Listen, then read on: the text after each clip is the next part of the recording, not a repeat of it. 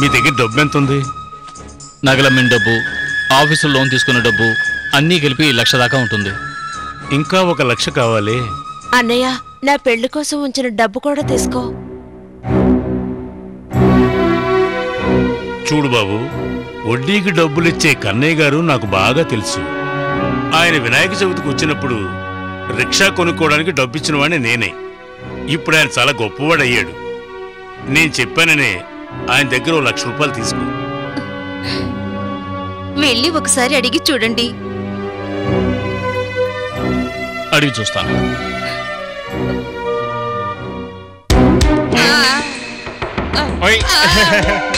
నేను గుచ్చితే రక్తం రాదు, వడ్డీ డబ్బులు వస్తాయి. కావాలంటే చూడు. రే, ఆడి కడుపులో పడద్దు, వెన్నుపూస మీద కూర్చో, అప్పుడే డబ్బులు వస్తాయి. నన్ను వదిలేయండి అయ్యా, వదిలేండి. మీ వడ్డీ డబ్బులు అలాగే తీసుకొచ్చేస్తాను. ఎప్పుడు ఇస్తావో చెప్పు.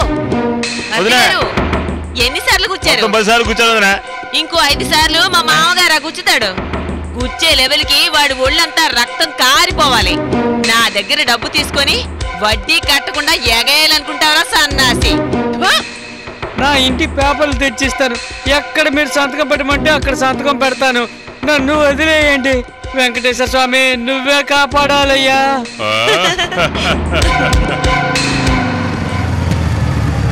సారీ, 2 సార్లు ఎక్కువ కూర్చాను, ఏమనుకోవద్దు. ఇంటికి వెళ్ళాక బాగా కావడం పెట్టించుకో. వెళ్ళు, కుక్కలకు పడగలవు, జాగ్రత్తగా వెళ్ళవయ్యా. అన్న నమస్కారం అన్న. రండి అన్న, వదిన మీకోసం వెయిట్ చేస్తున్నారు. మీరు హాల్లో కూర్చోండి, నేను పిలుచుకొస్తాను. వదినా.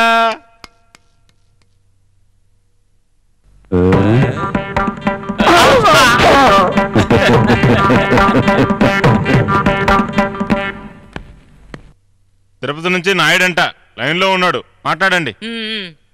ఏంటయ్యా? 1,00,000 రూపాయలు అడిగితే 80,000 ఇస్తామయ్యా. 10,000 బ్రోకర్ కమిషను, 5,000 నేను తీసుకొచ్చాడు చూడు ఆడికి, 5,000 డాక్యుమెంట్స్ కి. ఏటి తెలీదా? అవన్నీ తెలుసుకున్న తర్వాత రా. నమస్కారం అండి. కోవిలు పూజారి అల్లుడు అని నాకు బాగా తెలుసు. మీకు డబ్బు లేదని చెప్పగలనా? అందులోని మీ అమ్మాయికి ఆపరేషన్ అంటున్నారు. మీ మామయ్య గారు కూడా చెప్పారు. ఇలాంటి కష్టాలకి బ్యాంకు వాళ్ళు అప్పిస్తారా? మనమే ఇవ్వాలి. కానీ ఏ లెక్కనివ్వాలా అని ఆలోచిస్తున్నా. లెక్కంటే మీటర్ వడ్డీ, స్పీడ్ వడ్డీ, రోజు వడ్డీ, చక్ర వడ్డీ, రన్ వడ్డీ, నెల వడ్డీ, ఇలా అనేక రకాలున్నాయి.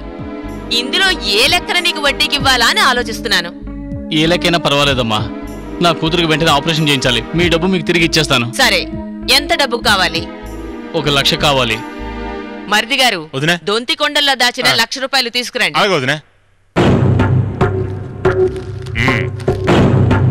దీని మీద సంతకం పెట్టు.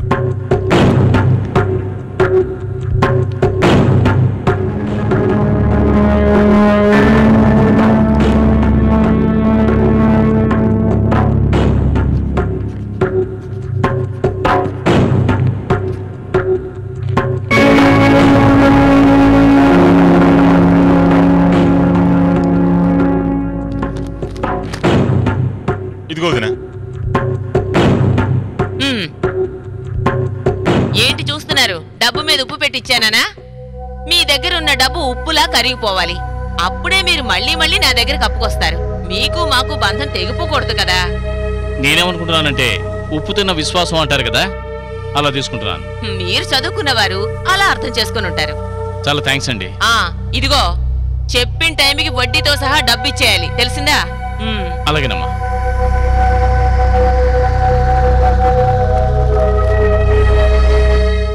వెంకటేశ్వరరావు, భయపడాల్సిందేమీ లేదుగా. ఈ ఆపరేషన్ చేయటంలో చాలా ఎక్స్పర్ట్ రామచంద్రరావు. హార్ట్ ఆపరేషన్ చేయటంలో ఆయన చాలా ఎక్స్పర్ట్. ఆయన వచ్చి ఆపరేషన్ చేస్తే మీ మనవరాలు బతుకుతుంది. బాధపడకండి. ఆ కాణిపాకం వినాయక స్వామిని తలుచుకోండి. మీ మనవరాలకి ఏం కాదు. ఎంతో కాలంగా నీకే సేవ చేస్తున్నాను. నన్ను ఎందుకు ఇంత కష్టపెడతావు? నీ పాదాలు చెంతే కదా కస్తూరి అని పేరు పెట్టాను. నా మనవరాలకి ఏ ఆపద రాకూడదు. ఆపరేషన్ బాగా జరిపించు. నిన్ను నమ్ముకునే ఉన్నాను.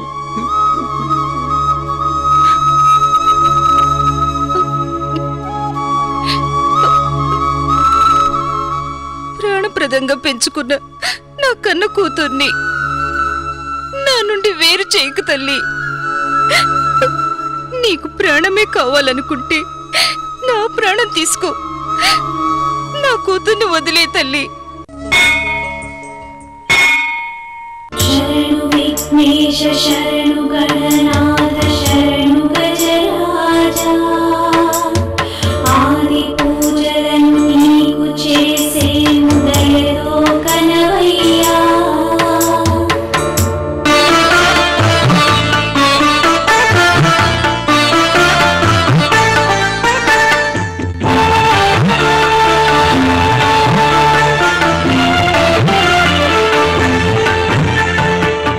వేదనను తెలుసుకో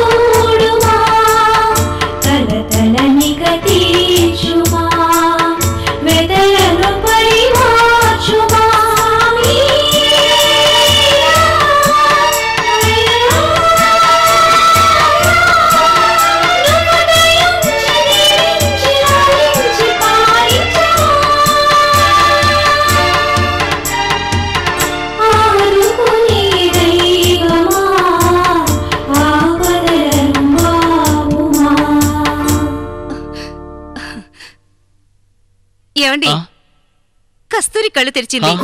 ఆపరేషన్ సక్సెస్ అయింది. మీరు వచ్చి చూడండి. రండి.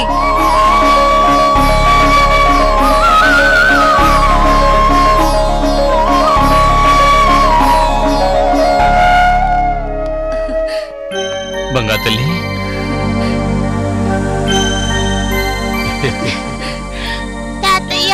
ఏమ్మా వస్తున్నా.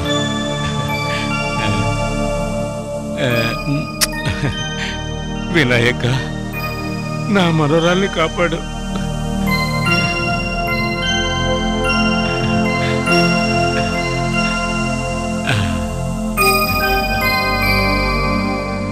ఆ బార్బర్ షాప్ లో అడగండి. ఓకే అండి.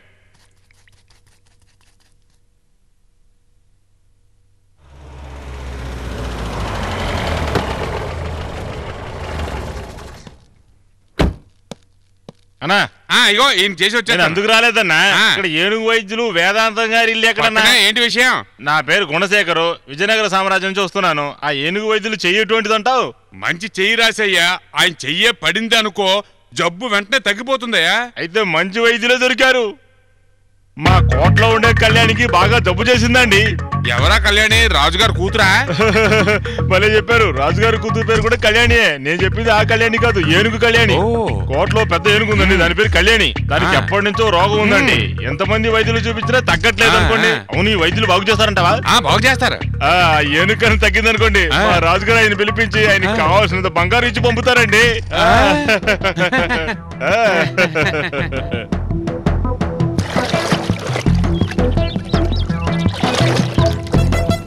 ఒరే రాజా, ఒరే రాజా, త్వరగా రారా. ఏంట్రా అంత కంగారు పడిపోతూ వస్తున్నావు? ఏంట విషయం? ఇప్పుడు విషయం ఏంటో స్ట్రైట్ గా చెప్పు. అంతా మంచి విషయమే. జాగ్ పాడుకోవడానికి ఒక మంచి ఐడియాతో వచ్చాను. నువ్వు ఇలా దిగంబర స్నానాలు చేస్తూ కూర్చున్నావు వరకు ఆ మీటర్ వడ్డీగాడు నీ వీపు విమానం మొత్తం మోగించేస్తాడు తెలుసా? బక్క బక్క బక్కని కప్పలా అలా కొట్టుకోకుండా ముందు విషయం ఏంటో సరిగ్గా చెప్పరా. నేను చెప్పే విషయం ఏంటంటే, అయ్యో అయ్యో, నువ్వు ఇలా చండాల భంగిములు ఇస్తూ ఉంటే తాగట్టు పెట్టే నగలు ఎలా విడిపించుకుంటావురా? నువ్వు అవసరం లేకుండా ఇవన్నీ చూడడం మానేసి విషయం చెప్పు. అవి విడిపించుకోవడానికి తగిన మార్గం చెప్పడానికే నేను ఇప్పుడు వచ్చాను. అలాగా అయితే సిగ్గులేదురా.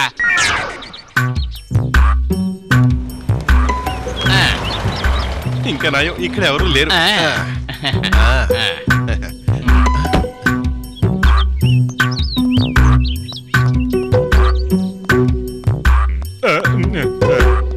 నమస్సుమాంజలి. ఇక్కడ ఏనుగు వైద్యులు వేదాంతం గారి ఇల్లు. ఇదే వాళ్ళ ఇల్లు. ఎందుకు అడుగుతున్నారు? ఆయన ఉన్నారా పోయారని చూడడానికి వచ్చారా? ఏంటి ఇలా మాట్లాడుతున్నారు? మరి ఎలా మాట్లాడమంటారు? అలాంటి వ్యక్తి లేడు, ఎప్పుడో చచ్చిపోయాడు, ఇక రానే రాడు. అవును పోయాడు. అవును, ఆయన ఎప్పుడో పోయాడు. అలాగని బార్బర్ చెప్పలేదే. బార్బరా? ఏ బార్బరు? మీరెవరు? నా పేరు గుణశేఖరు. విజయనగర సామ్రాజ్యం మీకు తెలుసు కదా? అవును. వారి కోటలో 18 ఏనుగులు ఉన్నాయండి. ఆ కోట నేను పనిచేస్తున్నానండి. ఏమైనా సరే ఇప్పుడు వైద్యం చేయడం కుదరదు. ఆయన మంచం పెట్టి ఆయన ఎవరి కోసం రారండి. ఆయన బాగున్నప్పుడు ఏనుగు వైద్యం కోసం ఎలా క్యూలో నిలబడేవారో తెలుసా? ఇప్పుడు ఆరోగ్యం బాగాలేనప్పుడు ఏ ఒక్కడో ఆయన్ని చూడడానికి రాలేదు. పులుకు పలుకు లేకుండా పడున్న ఆయన్ని చూడడానికి ఎంతో బాధగా ఉంది. ఆయన ఆరోగ్యం బాగున్నప్పుడు ఎంతో మంది ఇక్కడికి వస్తూ పోతుండేవారు. ఇలా నిర్జీవంగా ఉన్న ఈ ఇంటిని చూస్తుంటే నేను భరించలేకపోతున్నా. ఆయన మంచం పెట్టి ఉన్నా కూడా ఆయన కంటే 10 రెట్లు ఎక్కువ టాలెంట్ వాళ్ళ కొడుకు మాత్రమే ఉంది. ఆయన కొడుకా మీరు? నేను కదా ఆయన. సార్ నమస్కారం. సార్ ఒక్క నిమిషం, నేను వచ్చిన పని ఏంటో చెప్పేస్తాను. మా కోటలో నేను కళ్యాణికి ఎప్పటి నుంచో రోగం ఉంది. ఎంతో మంది వైద్యులు చూసినా కానీ ఆ రోగం నయించలేకపోతున్నారు. ఊళ్ళో అడిగితే ప్రతి ఒక్కరు మీ నాన్నగారి పేరు చెప్పారు. వారి స్థానంలో మీరు ఉన్నారు కాబట్టి మీరు ఖచ్చితంగా నయం చేయగలరు. నాకు నమ్మకం ఉంది. కుదరదు, నేను రాను. ఆగండి. వైద్యుని తీసుకెళ్ళకపోతే రాజుగారు నా తల తీసేస్తారండి. ఏం మాట్లాడుతున్నావు నువ్వు? ఎవరైనా సాయం అంటూ వస్తే తప్పకుండా మనం చేసి తీరాలి. అవును, సహాయం చేయడానికి నేను రెడీ. నేను వెళ్ళి ఆ ఏనుగు జబ్బుని నయం చేస్తాను. కానీ నాకు కావాల్సినంత డబ్బుని వీళ్ళు రాజుగారు ఇస్తారా? ఇస్తారండి. మీరు అడిగిన దానికన్నా ఎక్కువ ఇస్తారండి. వినాయక చవితి రోజునే రాజుగారు పుట్టినరోజు కూడా. ఈ లోపల మీరు రోగం నయం చేస్తారనుకోండి, మీకు డబ్బు నగలు అన్ని ఇచ్చి రాజభోగంతో పంపిస్తారండి. వినాయక చవితి లోపా? నువ్వు చెప్పేది నిజమేనా? నిజమేనండి. ఇక మీరేమి చెప్పగలదు, మేము ఖచ్చితంగా వస్తున్నాం. చాలా సంతోషంగా ఉందండి. ఇంకో ముఖ్యమైన విషయం, రాజుగారి గురించి మీరు తెలుసుకోవాలి. రాజుగారు నచ్చితే ప్రాణం ఇస్తారు, నచ్చకపోతే ప్రాణం తీస్తారు. అదే మా రాజుగారి గొప్పతనం. సునామీ వచ్చి కొట్టుకుపోతున్నా గానీ భయపడండి మా రాజా గారు. 6 రోజులు ప్రపంచాన్ని సృష్టించే పనిలో నిమగ్నమై ఉండి సండే మాత్రం విశ్రాంతి తీసుకుంటాడని క్రిస్టియన్స్ నమ్మకం. అందుకే సండేని సెలవు రోజుగా పరిగణించి సండే రోజు చర్చ్లో ప్రార్థనలు చేస్తారు. అదేవిధంగా మిడిల్ ఈస్ట్ దేశాలలో ఫ్రైడే రోజుని ప్రార్థనా దినంగా పరిగణించి ఫ్రైడేని హాలిడేగా నిర్ణయించారు. మరి ఇండియాలో సండే ఎందుకు హాలిడే అయిందో తెలుసా? ఇండియాలో సండే అనేది సెలవు రోజు అనే సంగతి మనకు తెలిసిందే. కానీ ఆదివారమే సెలవు ఎందుకు